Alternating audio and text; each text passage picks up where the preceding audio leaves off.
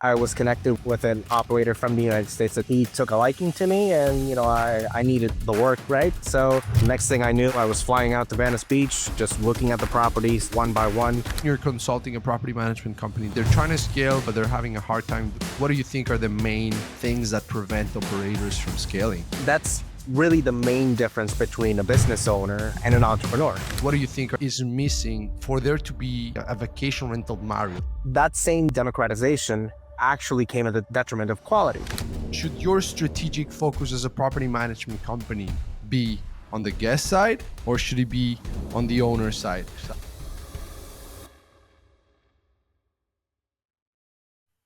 Hello, everyone, and welcome to the Hospitality Edge podcast, where we bring together what we think are two sides of the same coin, real estate and hospitality.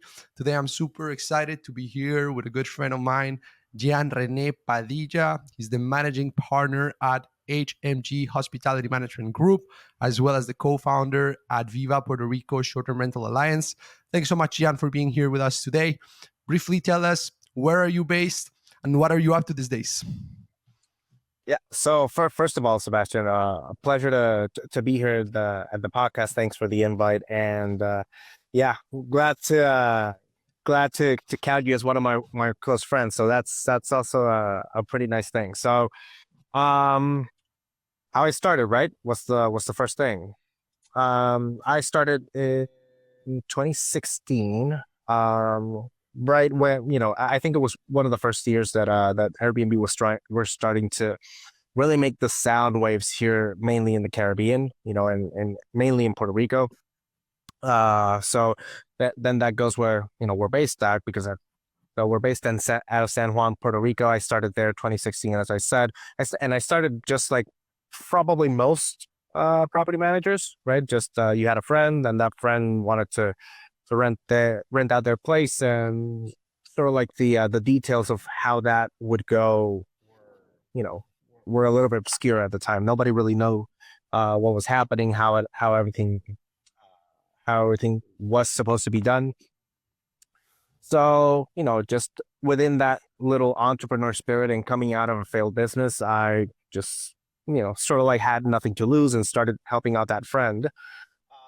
That I immediately started to see that there was real opportunity within the short-term rental industry, and I also developed a love and passion for hospitality.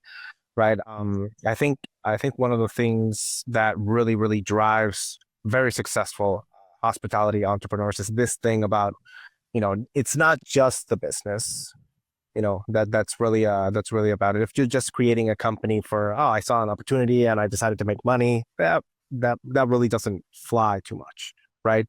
There has to be a particular purpose that you're trying to fulfill with this company, right? And HMG wasn't a thing back then, right? So that wasn't even in my mind. My mind was just like, hey, I'm an alternative to hotels, so I have to be up to that standard, right? So that was immediately. So at that point, the model you will. So someone approached you to help them out with their property. So you were basically like a property manager. Yeah. At that stage. At that stage. Okay. Just a very rudimentary property manager, had zero idea of what it entailed to handle a piece of real estate, right? So that's actually a pretty good segue to when we continue talking about why it was called the real estate muggle at the beginning, before changing brands, in terms of the content strategy. But going back to the initial story, after a fairly successful year, I would say in 2016,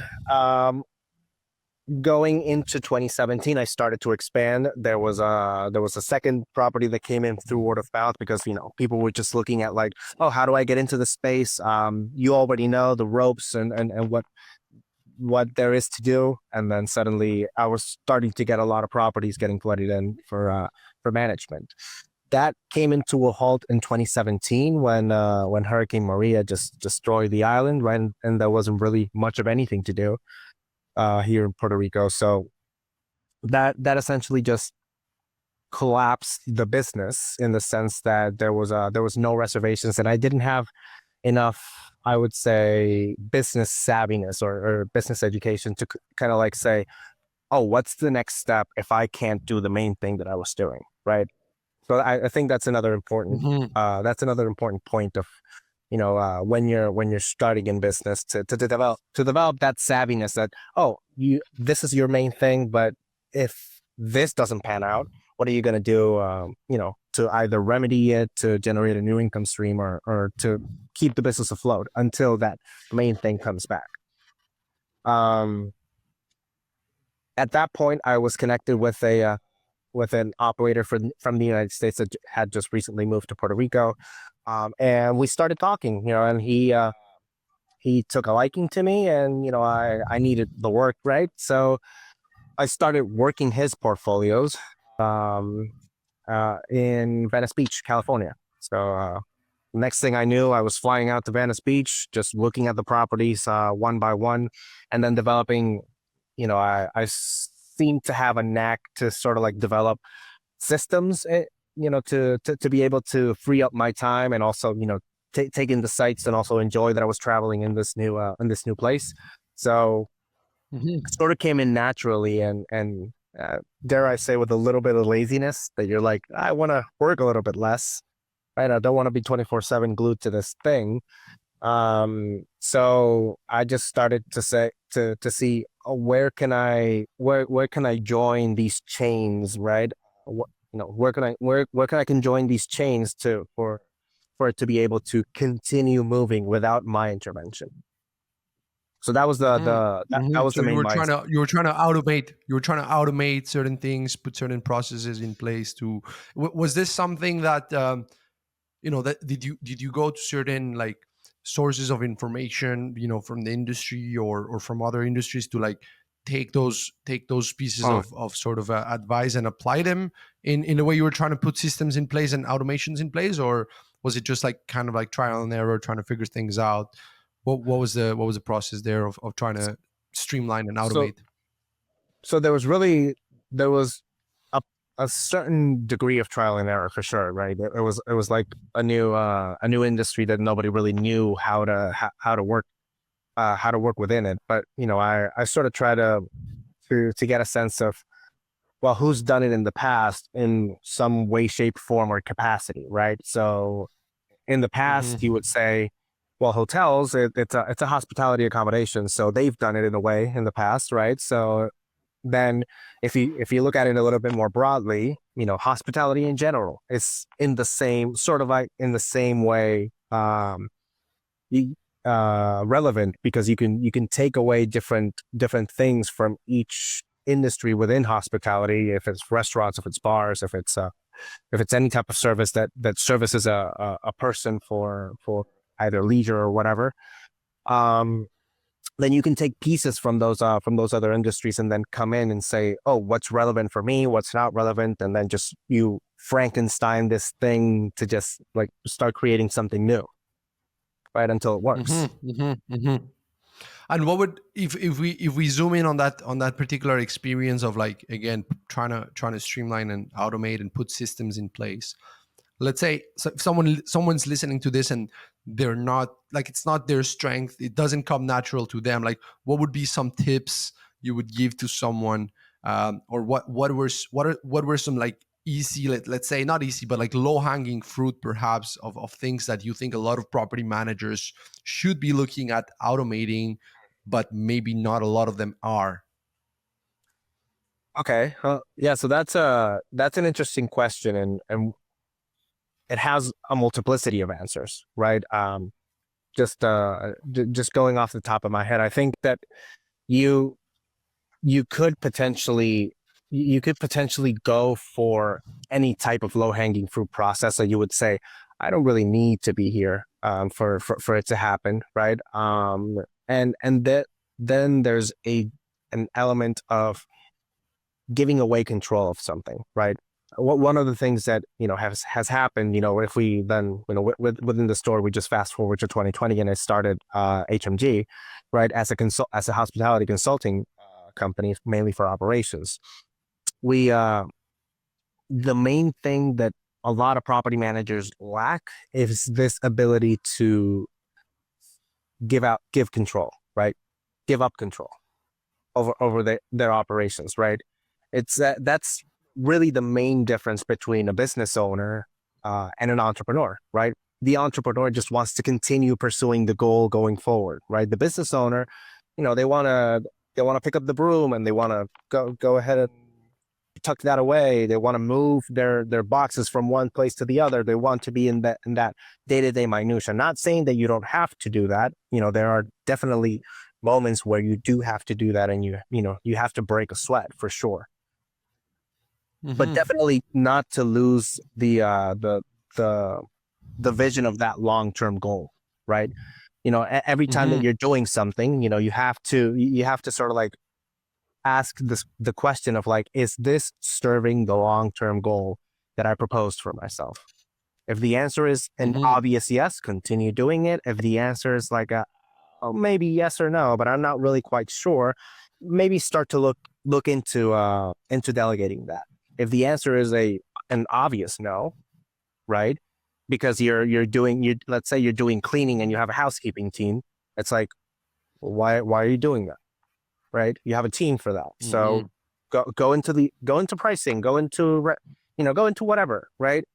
Something else that that Mm-hmm. that furthers the operation rather than whatever you already have a team for. Yeah, no, and I think it's a very good point. It's as much a mindset, right, as it is a tactical thing of like what I put in place. I talk about the mindset of going from the what to the who, right? And I think there's a book actually that was written about that, which is exactly what you're mentioning here. It's like, as long as you're stuck on, sorry, not the what to the who, the what or the how.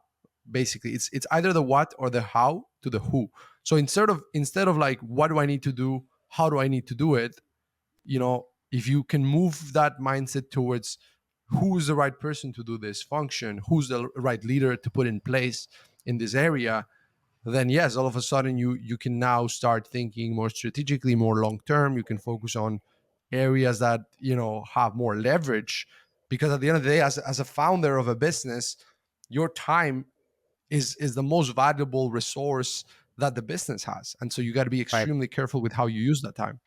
Right. One thing that came up recently, just going off of your point and building on it. I think that's definitely the best long term solution and best long term strategy, right? For these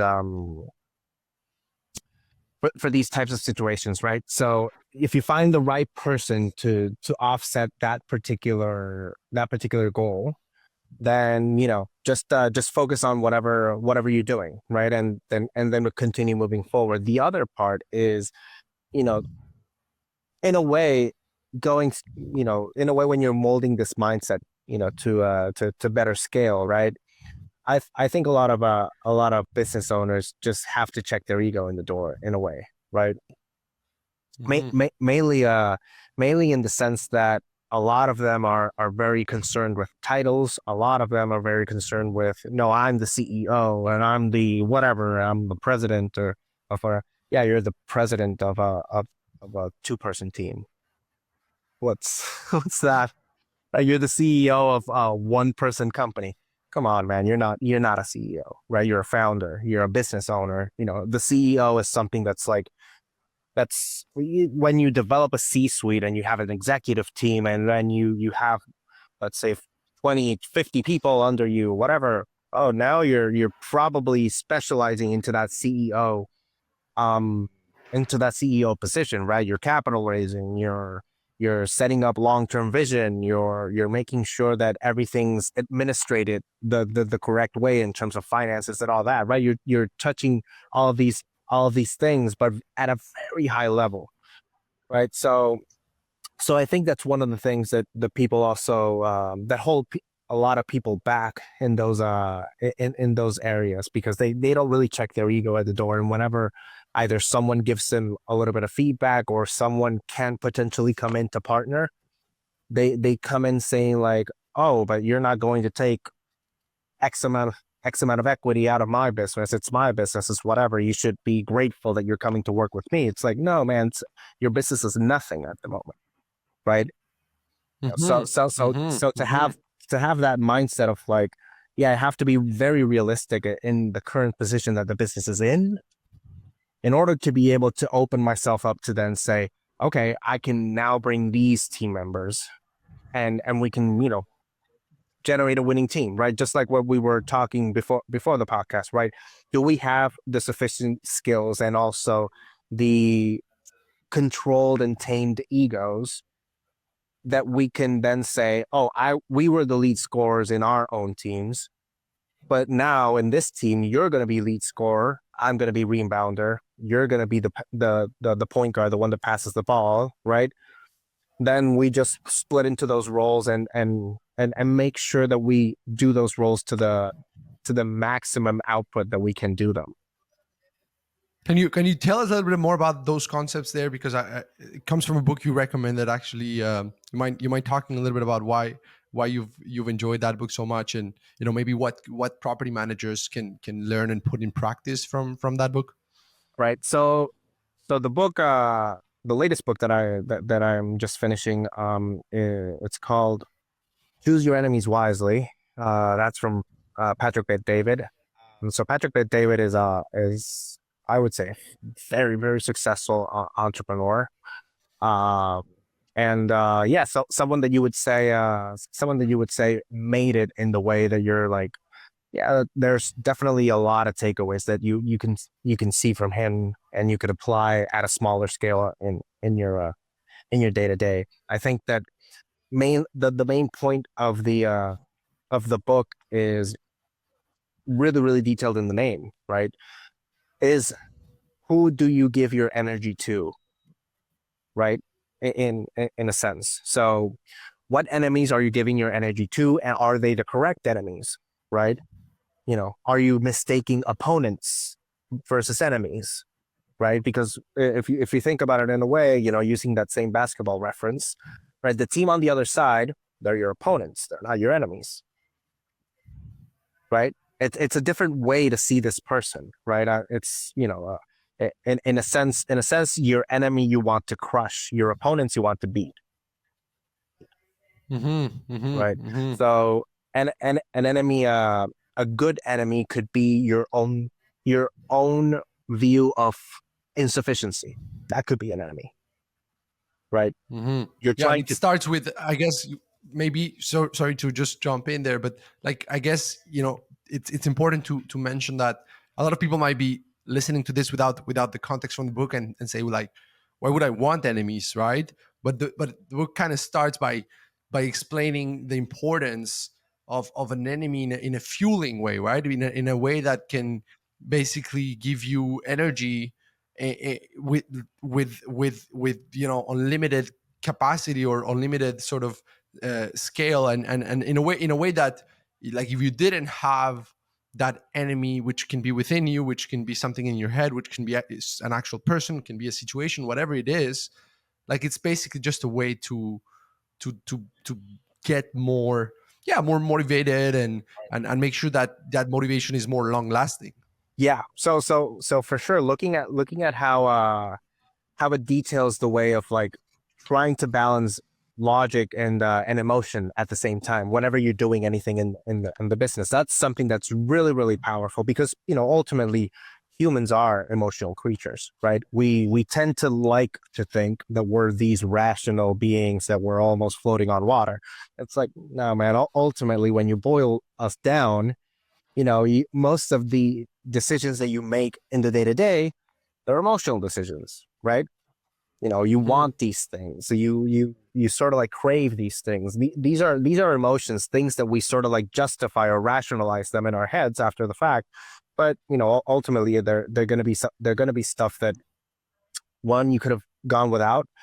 Second, it's like, it's ultimately a want, not a need. So going from that part, the book really just details a lot of personal anecdotes, his time and initially setting up PHP agency, which was the business that really that really put rocket fuel in his entire career.